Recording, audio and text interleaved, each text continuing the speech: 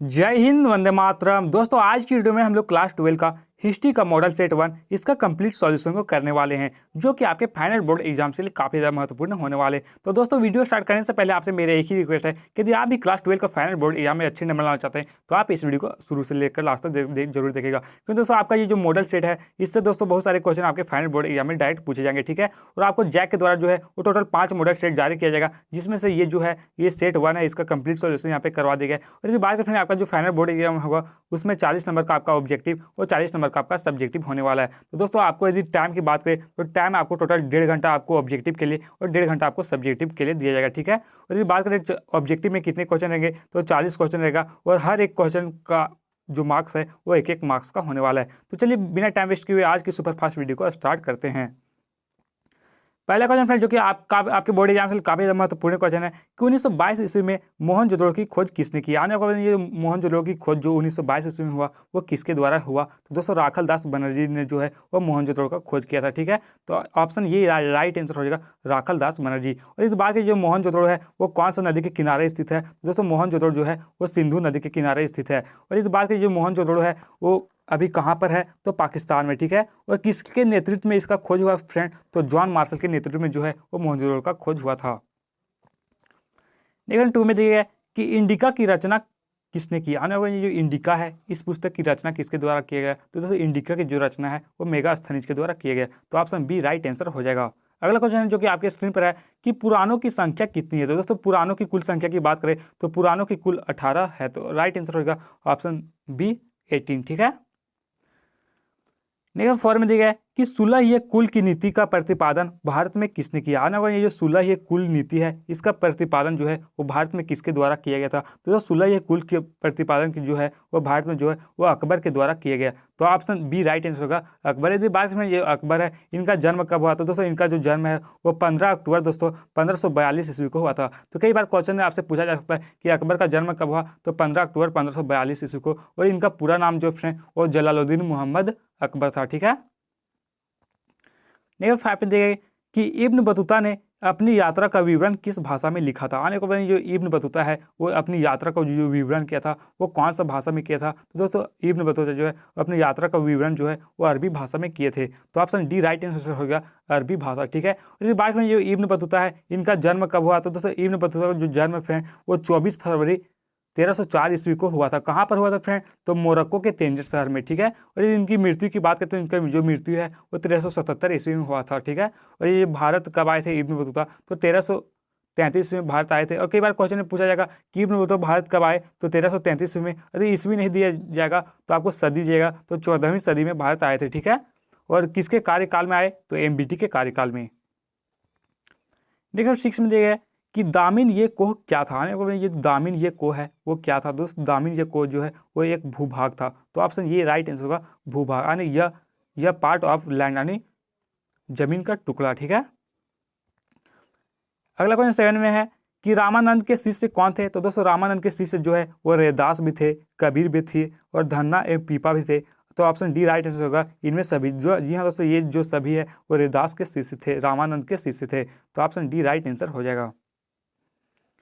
अगला क्वेश्चन 8 में दिया गया कि 1939 ईस्वी में फॉरवर्ड ब्लॉक की स्थापना किसने किया। आने वाले 1939 में फॉरवर्ड ब्लॉक की स्थापना जो है वो किसके द्वारा किया गया, तो इसकी जो स्थापना फ्रेंड वो सुभाष चंद्र बोस के द्वारा किया गया। तो ऑप्शन सी राइट आंसर होगा सुभाष चंद्र बोस। फ्रेंड्स यहाँ पे जितने भी क्वेश्चन बताए जा रहे हैं ये सभी क्वेश्चन आपके फाइनल बोर्ड एग्जाम के लिए काफी ज्यादा महत्वपूर्ण होने वाले, तो प्लीज आप इन सभी क्वेश्चन को अच्छी तरीके से याद कर लीजिएगा, ठीक है।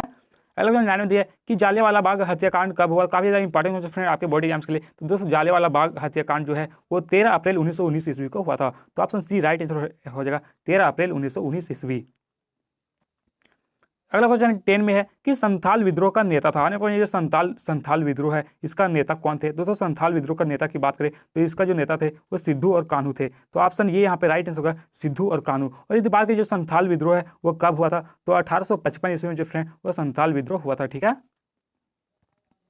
नेक्स्ट 11 देखिए कि बुद्ध के बचपन का नाम क्या था। ये बुद्ध है, इनके बचपन का नाम क्या था? तो दोस्तों बुद्ध का जो बचपन का नाम था वो सिद्धार्थ था। तो ऑप्शन डी यहाँ पे राइट आंसर होगा सिद्धार्थ। तो यदि बात करें फ्रेंड इनका जन्म कब हुआ, दोस्तों इनका जो जन्म है वो 563 ईस्वी में हुआ था। कहाँ पर हुआ था फ्रेंड? तो लुम्बिनी में। ये लुम्बिनी कहाँ पर है? तो नेपाल में स्थित है, ठीक है। यदि इनके पिता के नाम की बात करें तो इनके पिता का नाम शुद्धोधन था और माता का नाम महामाया था। तो कई बार क्वेश्चन में आपसे पूछा जा सकता है कि बुद्ध का जन्म कहाँ पर हुआ? तो लुम्बिनी में, ठीक है। कब हुआ? तो 563 ईस्वी में। 12 में देखा कि बंगाल का विभाजन कब हुआ था। दोस्तों बंगाल के विभाजन की बात करें तो दोस्तों बंगाल का जो विभाजन हुआ था वो 1905 ईस्वी में हुआ था। तो ऑप्शन बी यहाँ पे राइट आंसर होगा 1905 ईस्वी। 13 में देखा कि मुस्लिम लीग द्वारा मुक्ति दिवस कब मनाया जाता है ना। ये मुस्लिम लीग द्वारा मुक्ति दिवस जो मनाया जाता है वो कब मनाया जाता है? तो दोस्तों मुस्लिम लीग द्वारा 22 दिसंबर 1939 ईस्वी को जो फ्रेंड वो मुक्ति दिवस मनाया जाता है। तो ऑप्शन डी यहाँ पे करेक्ट आंसर होगा 22 दिसंबर 1939। नेक्स्ट 40 में दिया गया कि किसका जन्म स्थान तालवंडी था। इनमें से कौन सा व्यक्ति का जो जन्म स्थान है वो तलवंडी था? तो दोस्तों गुरु नानक का जो जन्म स्थान है वो तालवंडी था। तो ऑप्शन बी राइट आंसर होगा नानक या फिर गुरु नानक। अगला क्वेश्चन देखते हैं हम, दिया गया कि विजयनगर की यात्रा निम्न में से किसने की। आने वाले इनमें से कौन से यात्री जो है जो कि विजयनगर की यात्रा किए थे? तो दोस्तों सबसे पहले हम जानते हैं ये विजयनगर है, इसकी स्थापना किसके द्वारा किया गया था? दोस्तों इसकी स्थापना जो है वो 1336 ईस्वी में फ्रेंड हरिहर और बुक्का प्रथम ये दोनों भाई थे, इन लोगों के द्वारा जो है वो विजयनगर की स्थापना किया गया। लेकिन यहाँ पे क्वेश्चन में पूछा गया कि विजयनगर की यात्रा निम्न में से कौन से यात्री ने की? तो निकोल कॉन्टी जो फ्रेंड वो विजयनगर की यात्रा किया था, ठीक है। तो ऑप्शन सी यहाँ पे राइट आंसर होगा निकोली कॉन्टी।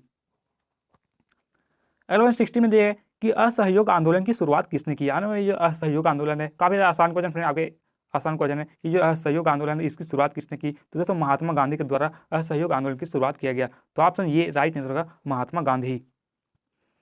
नेक्स्ट ऑप्शन दिया गया कि महाभारत का युद्ध कितने दिनों तक चला। आने को ये महाभारत का युद्ध है वो कितने दिनों तक चला था? तो दोस्तों महाभारत का जो युद्ध है वो 18 दिनों तक चला था। तो ऑप्शन सी राइट आंसर होगा 18 दिन। और यदि बात करें जो महाभारत है इसके रचयिता कौन है? तो दोस्तों महाभारत के जो रचयिता है वो वेद व्यास है, ठीक है। तो आपसे क्वेश्चन में पूछा जा सकता है कि महाभारत को किसने लिखा? तो वेद व्यास। और ये रामायण को किसने लिखा? तो वाल्मीकि, ठीक है।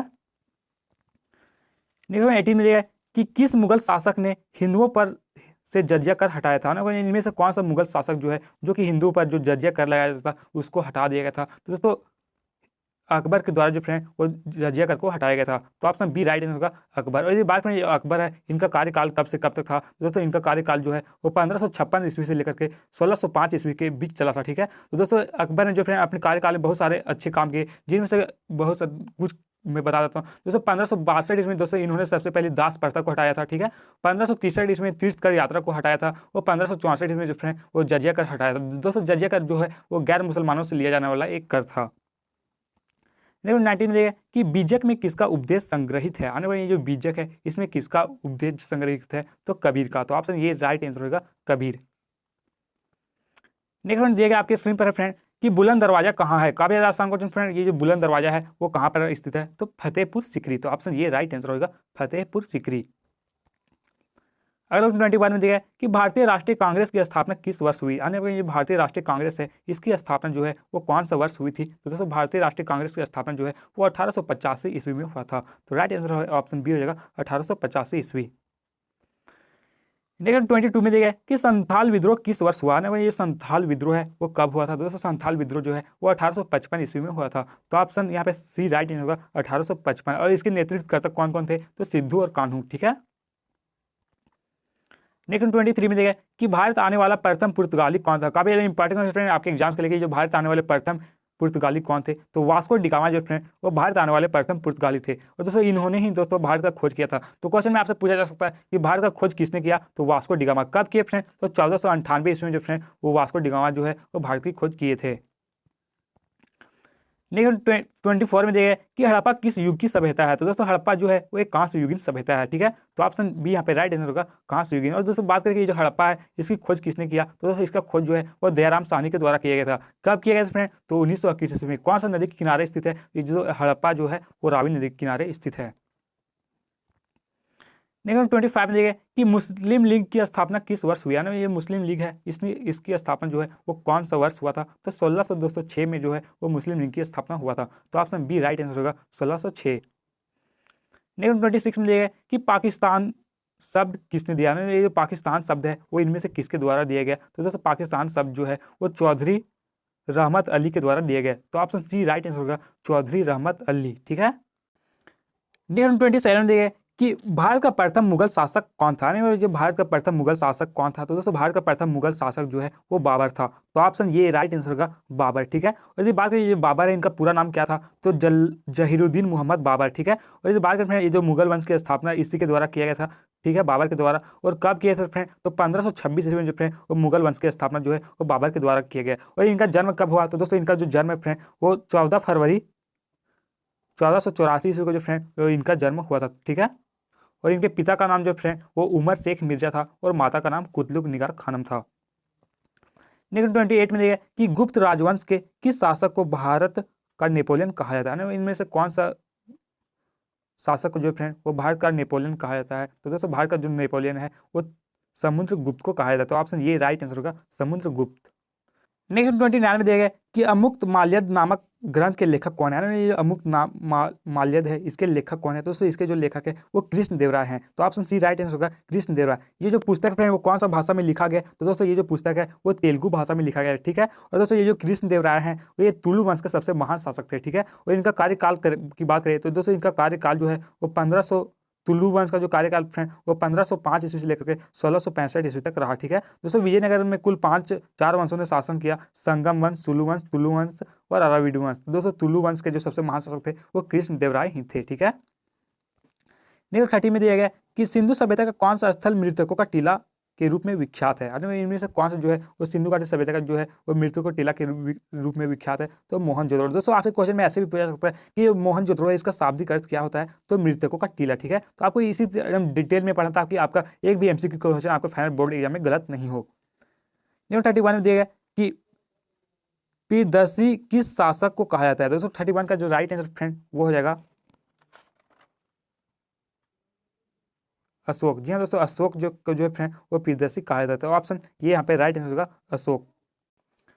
नेक्स्ट 32 में देखा है कि अर्थशास्त्र के लेखक कौन है। दोस्तों अर्थशास्त्र के लेखक की बात करें दोस्तों, अर्थशास्त्र के जो लेखक हैं वो कौटिल्य है। दोस्तों कौटिल्य को और भी कई नामों से जाना जाता है, जैसे चाणक्य और विष्णुगुप्त। तो दोस्तों यदि आपको कौटिल्य ऑप्शन में नहीं रहेगा और चाणक्य या फिर विष्णुगुप्त में कोई भी रहेगा तो आपको सही आंसर कर देना। ठीक है। नेक्स्ट 33 में देखा कि अकबरनामा के रचनाकार कौन थे। यानी ये अकबरनामा है, इसके रचनाकार कौन है। तो दोस्तों अकबरनामा जो है फ्रेंड वो किसके द्वारा लिखा गया, तो दोस्तों अकबरनामा जो है वो अबुल फजल के द्वारा लिखा गया। तो ऑप्शन डी यहाँ पे राइट आंसर होगा, अबुल फजल। कौन सा भाषा में लिखा गया फ्रेंड, तो जो अकबरनामा है फ्रेंड वो फारसी भाषा में लिखा गया। ठीक है। तो क्वेश्चन में आपसे पूछा जा सकता है कि अकबरनामा कौन सा भाषा में लिखा गया था, तो फारसी भाषा में। और इसमें किसके बारे में बताया गया, तो अकबर की कहानी यानी अकबर के बारे में पूरा डिटेल से बताया गया है। नेक्स्ट 34 में देखा कि दक्कन दंगा आयोग कब नियुक्त हुआ था। दोस्तों ये जो दक्कन दंगा आयोग है वो कब नियुक्त हुआ था, तो 34 का राइट आंसर जो है वो 1875 ईस्वी। ठीक है। तो ऑप्शन ये राइट आंसर हो जाएगा। नेक्स्ट 35 में देखिए कि गोलमेज सम्मेलन का आयोजन कहाँ किया गया। यानी कि ये जो गोलमेज सम्मेलन है इसका आयोजन कहाँ पर हुआ था, तो दोस्तों गोलमेज सम्मेलन का जो आयोजन है वो लंदन में हुआ था। तो ऑप्शन ये राइट आंसर हो जाएगा। ठीक है। नेक्स्ट 36 में देखिए कि फोर्ट विलियम की स्थापना कहाँ की गई। यानी बताने जो फोर्ट विलियम है इसकी स्थापना कहाँ पर की गई, तो इसकी स्थापना जो है वो कोलकाता में किया गया था। तो ऑप्शन बी राइट आंसर होगा, कोलकाता या फिर कलकत्ता। नेक्स्ट 37 में देखें कि 16 महाजन पद में सबसे शक्तिशाली महाजन पद कौन सा था। ये 16 महाजन पद है, इसमें सबसे अधिक शक्तिशाली महाजन पद कौन सा था, तो सबसे अधिक शक्तिशाली जो था वो मगध था। तो ऑप्शन डी राइट आंसर होगा, मगध। ठीक है। तो ऑप्शन डी राइट आंसर होगा, मगध। नेक्स्ट 38 में देखें कि 1857 की क्रांति का आरंभ कब हुआ था। ये 1857 का विद्रोह हुआ था, इसकी शुरुआत कब हुई, तो दोस्तों इसकी जो शुरुआत है वो 10 मई 1857 में हुआ था। तो ऑप्शन ये राइट आंसर होगा, 10 मई। ठीक है।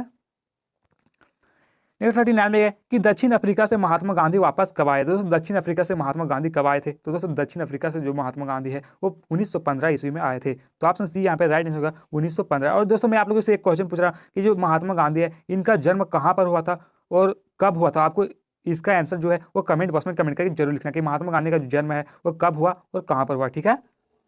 नेक्स्ट 40 में देगा कि दिल्ली चलो का नारा किसने दिया। ना ये दिल्ली चलो है, इस नारा को जो है वो किसके द्वारा दिया गया, तो दोस्तों दिल्ली चलो का नारा जो है वो सुभाष चंद्र बोस के द्वारा दिया गया। तो ऑप्शन ये राइट आंसर होगा, सुभाष चंद्र बोस। तो दोस्तों आज की वीडियो बस इतना ही। और दोस्तों इसी तरह हर एक सब्जेक्ट का यदि आप मॉडल सेट का कंप्लीट सॉल्यूशन जानना चाहते हैं तो आप प्लीज इस चैनल को सब्सक्राइब करके बेल आइकन बटन पर प्रेस कर लें, क्योंकि फिर मैं आप लोगों के लिए हर एक सब्जेक्ट का इंपॉर्टेंट मॉडल सेट जो है उसका कंप्लीट सॉल्यूशन करवा देंगे इस चैनल में, ठीक है। तो जिन भाई और बहनों ने चैनल को सब्सक्राइब कर लिया उन लोगों को तहे दिल से धन्यवाद, और जिन लोगों को चैनल को सब्सक्राइब नहीं किया यार प्लीज़ आप अपने सुंदर से हाथों से चैनल को सब्सक्राइब कर ले, ठीक है।